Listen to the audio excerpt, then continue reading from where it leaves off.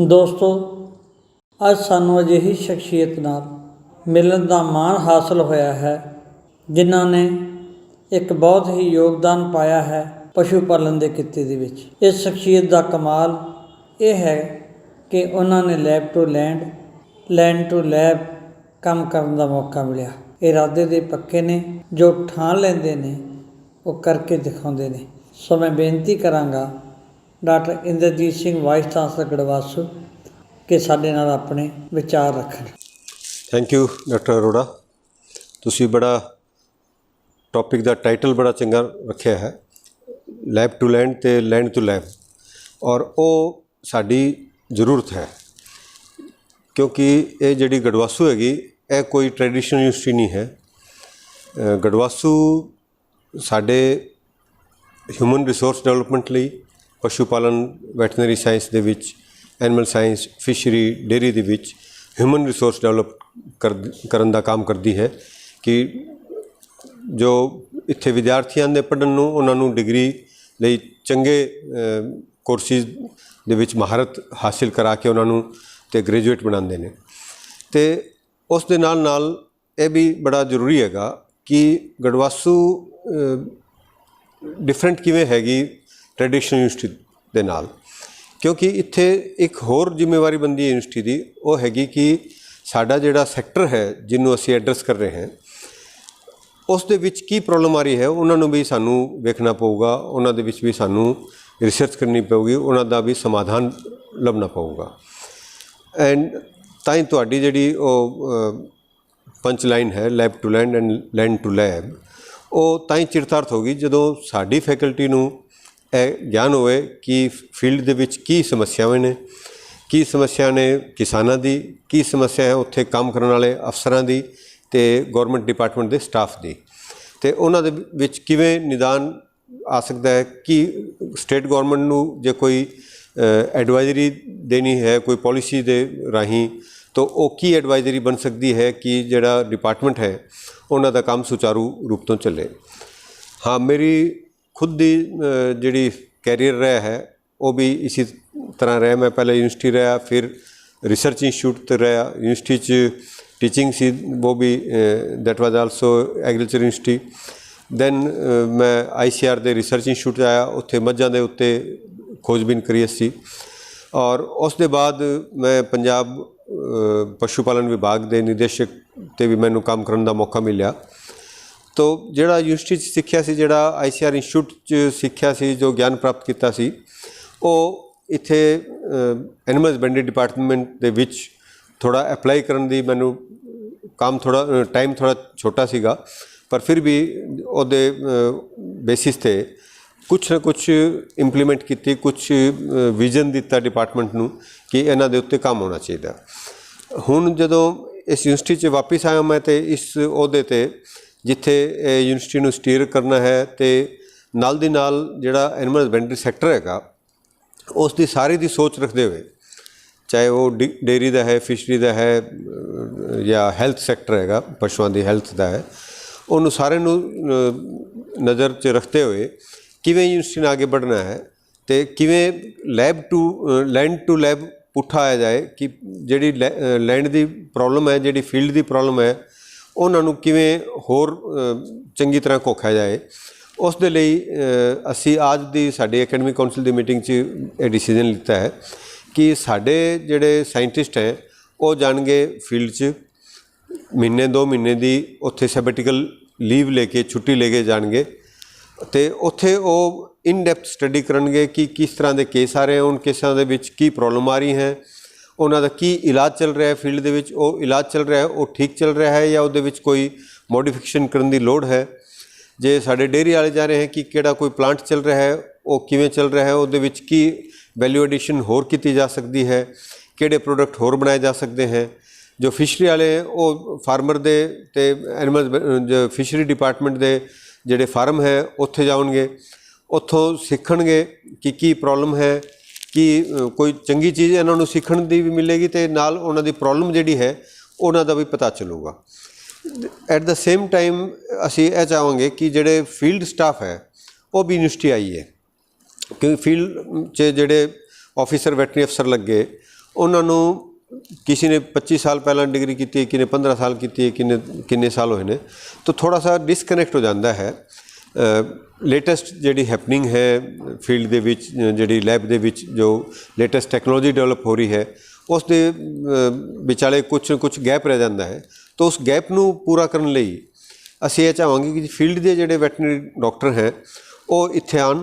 ਇੱਥੇ ਸਾਡੇ जो क्लिनिकल डिपार्टमेंट जो पॉलीक्लिनिक 'ਚ काम कर रहे हैं, ਹਸਪਤਾਲਾਂ 'ਚ काम कर रहे हैं, ਉਹ ਆ ਕੇ ਜਿਹੜੇ क्लिनिकल डिपार्टमेंट है ਉੱਥੇ 2 ਮਹੀਨੇ 3 ਮਹੀਨੇ ਦੀ ਇਸੇ ਤਰ੍ਹਾਂ ਦੀ ਸੈਬੈਟੀਕਲ ਲੀਵ ਲੈਵੇ। ਇਸ ਦੇ ਲਈ ਅਸੀਂ ਪੰਜਾਬ ਸਰਕਾਰ ਨੂੰ ਲਿਖ ਰਹੇ ਹਾਂ ਕਿ ਉਹ ਡਾਕਟਰਾਂ ਲਈ ਇਸ ਤਰ੍ਹਾਂ ਦੇ ਛੋਟੇ ਕੋਰਸ ਅਸੀਂ ਬਣਾਏ ਹੈ, ਸਰਟੀਫਿਕੇਟ ਕੋਰਸ ਬਣਾਏ ਨੇ। ਸੈਬੈਟੀਕਲ ਲੀਵ ਦਾ ਅਸੀਂ ਪ੍ਰਪੋਜ਼ਲ ਦਿੱਤਾ ਹੈ। छोटे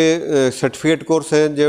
1.5 महीने तो 2 महीने के ड्यूरेशन के हैं, कुछ 6 महीने के ड्यूरेशन के भी हैं, और पीजी डिप्लोमा कोर्स 9 नए कोर्स असी स्टार्ट करने जा रहे हैं इसी साल। आज की मीटिंग असी अप्रूव किए हैं एकेडमिक काउंसिल ने। वो सारे इस नूं ध्यान रखे हैं कि जोड़े साडे फील्ड च डॉक्टर हैं, चाहे जोड़े बेरोजगार डॉक्टर हैं,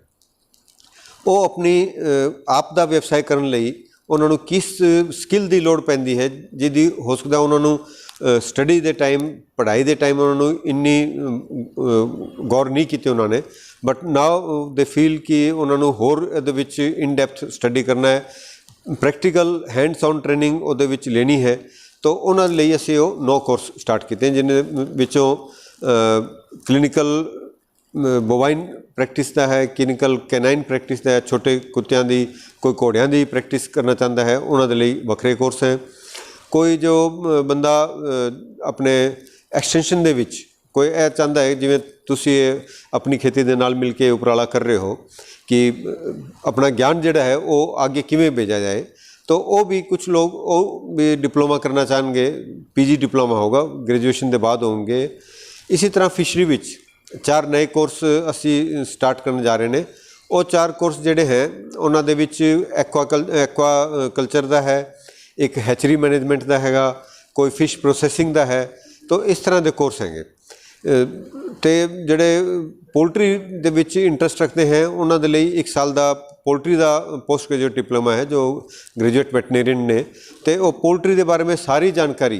वो कोर्स के विच इन्नी डिटेल च नहीं आती जी जिन्नी इस डिप्लोमा च उन्होंने दसी जाएगी। तो इसका एक फ़ायदा होगा कि उन्होंने पीजी करने की लोड़ नहीं है, वो यूजी के बाद 1 साल का डिप्लोमा करिए। ये जो पीजी अदरवाइज मास्टर्स डिग्री 1 साल रिसर्च का होंदा है, तो वो कंपोनेंट इस तो मिसिंग होगा। उन्होंने केवल कुछ लैक्चर दिते जाएंगे तो ज़्यादा प्रैक्टिकल ट्रेनिंग दी जाएगी। कोई जड़ा पोल्ट्री फार्म जिमें काम पीजी डिप्लोमा करता है, उसका मेन जड़ा फोकस होगा वो पोल्ट्री फार्म दे विच होगा कि उन्होंने किवें हाउसिंग करनी है, किवें डिजीज़ मैनेजमेंट करनी है, फीड किवें तैयार करना है, सारी चीज़ां वो डिप्लोमा च बनाई जाए।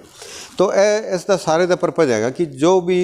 साडी लैब च जो भी खोजां हुई ने वो फील्ड च जान, तो फील्ड की जिहड़ी प्रॉब्लम है वो सारी साडे वैज्ञानिक जाके ते जिहड़े फील्ड के डॉक्टर चाहे वो आन इत्थे भावें एज डिप्लोमा दे कोर्स ले आउन, चाहे सर्टिफिकेट कोर्स ले आउन, चाहे वो सैबेटिकल लीव ते आउन, तो वो उत्थे दी प्रॉब्लम लैके इत्थे दोबारा उन्हां दे उत्ते डिस्कस करें साडे साइंसदानां दे नाल, साडी फैकल्टी दे नाल, ते उन्हां दा कोई ना कोई जो समाधान लभ के ते वापस फील्ड ते जाके उन्होंने अप्लाई करें। इहदे विच एक कोर्स असीं एवें रखिया है जिहदे विच बंदा 1 हफ्ते इत्थे आऊगा, फिर 4 हफ्ते वो अपने थां ते उस नॉलेज नूं, उस ज्ञान नूं अप्लाई भी करूगा, उस टैक्नोलॉजी नूं यूज़ करूगा। तो इस दे अलावा जिवें एम्ब्रियो ट्रांसफर का है, सीमन लैब का है, तो ये भी असी सर्टिफिकेट कोर्स रखे 6-6 महीनों के कि जिहदे विच बंदा एक डिप्लोमा भी कर सकता है दोनों कोर्सों को मिला के, या केवल जे सीमन करना चाहे, सीमन फ्रीजिंग का जो कोर्स करना चाहे तो केवल 6 महीनों का है। एम्ब्रियो ट्रांसफर टैक्नोलॉजी का कोर्स करना चाहे वो भी 6 महीनों का है। तो वो सर्टिफिकेट कोर्स वक्रे हैं, तो एक डिप्लोमा कोर्स उन्होंने कंबाइन करके 1 साल का होगा। तो एक फार्मर नूं इहदा की फ़ायदा होगा वो मैं तुहानूं दस देवां कि जो किसान है, कोई साडा यूनिवर्सिटी का बंदा उन्होंने नाल है, कोई KVK का बंदा उन्होंने नाल है, ਜਾਂ ਕੋਈ ਔਰ ਇੰਸਟੀਚਿਊਟ ਦਾ ਬੰਦਾ ਉਹਨਾਂ ਦੇ ਨਾਲ ਹੈ, ਉਹ ਹੀ ਤਰੱਕੀ ਕਰਦੇ ਹੈ। ਖੇਤੀਬਾੜੀ 'ਚ ਲੈ ਲਿਓ, ਚਾਹੇ ਪਸ਼ੂ ਪਾਲਣ 'ਚ ਲੈ ਲਿਓ, ਚਾਹੇ ਮੁਰਗੀ ਪਾਲਣ ਹੋ, ਸੂਰ ਪਾਲਣ ਹੋ, ਹੋਰ ਕੋਈ ਵੀ ਕਿੱਤਾ ਹੋ, ਚਾਹੇ ਫਿਸ਼ਰੀ ਦਾ ਹੋ। ਜੇ ਜਦ ਤੱਕ ਤੁਸੀਂ ਟ੍ਰੇਨਿੰਗ ਨਾ ਲਓਗੇ, ਜਦ ਤੱਕ ਤੁਸੀਂ ਕਿਸੇ ਬੰਦੇ ਦੇ ਉਂਗਲੀ ਨਹੀਂ ਫੜੋਗੇ, ਜਦ ਤੱਕ ਕਿਸਾਨਾਂ ਨੂੰ, ਵੀਰਾਂ ਨੂੰ ਉਹ ਉਨਾ ਲਾਭ ਨਹੀਂ ਹੋਊਗਾ ਉਸ ਕਿੱਤੇ ਵਿੱਚ ਜਿੰਨਾ ਇਹ ਗਿਆਨ ਹਾਸਿਲ ਕਰਕੇ ਆਊਗਾ। ਤੋ ਮੇਨ ਇਹਦਾ ਇਹੀ ਹੈਗਾ। ਅਤੇ ਇਸ ਲਈ ਮੈਂ ਤੁਹਾਨੂੰ ਇਹ ਦੱਸਣਾ ਚਾਹੁੰਦਾ ਕਿ ਜਿਹੜੇ ਵੀ ਕਿਸਾਨ ਹੈ, ਚਾਹੇ ਉਹ ਬਾਗਬਾਨੀ ਕਰ ਰਹੇ ਹੈ, ਉਹ ਵੀ ਯੂਨੀਵਰਸਿਟੀ ਦੇ ਨਾਲ जुड़े हैं, चाहे वो पशु पालन कर रहे हैं तो सक्सैसफुल हैं, चाहे उन्होंने डेयरी अपनी खुद की लगाई हुई है, तो पोल्ट्री फार्म वाले वो सारे काफ़ी लोग पहला ट्रेनिंग लेंदे ने, तो बीच भी विचाले भी उन्होंने ट्रेनिंग की लोड़ पैंदी रहिंदी है। तो वो भी असी उन्होंने फार्मर की, तो जो फील्ड स्टाफ जो उन्होंने ट्रेनिंग दिंदा है, उन्होंने ट्रेनिंग भी लगावांगे।